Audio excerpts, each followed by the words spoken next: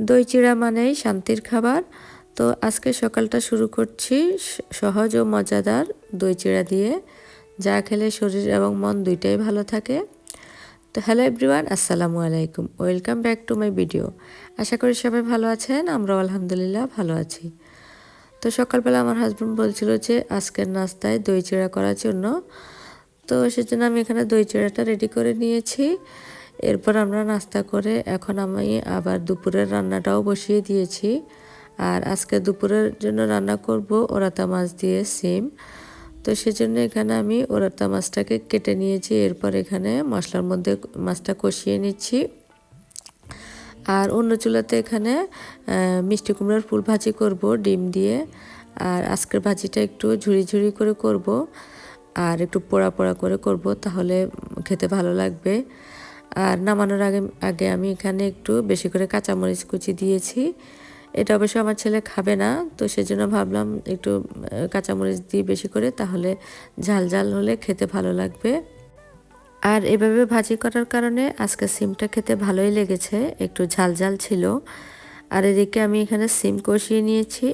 সিম কষানো হয়ে গেলে এর মধ্যে উঠিয়ে রাখা মাছ দিয়ে ঝোলের জন্য পানি দিয়ে এরপর সিমটা রান্না করে নিয়েছি। তো রান্নাবান্না শেষ হয়ে গিয়েছে, এখন আমরা দুপুরের খাবার খাবো। তো দুপুরের খাবার খাওয়ার পর কিছুক্ষণ ঘুমিয়েছি। আর এটা হচ্ছে সন্ধ্যাবেলায়। এখানে আমি এক চুলাতে চা বসিয়ে দিয়েছি, আর অন্য চুলাতে এখানে ফ্রেঞ্চ ফ্রাই ভেজে নিচ্ছি। তো একটু পর আমার ভাই আসবে, ও এখন পথেই আছে। তো আমাকে ফোন দিয়ে বললো যে আপু চা বসাও, আমি আসলে চা খাবো। ও যেদিনে আসবে সেদিনে পথে থাকতেই আমাকে ফোন দিয়ে বলবে চা বসানোর জন্য। কি জানি আমি যদি ভুলে যাই তাহলে ওর চা খাওয়া মিস যাবে।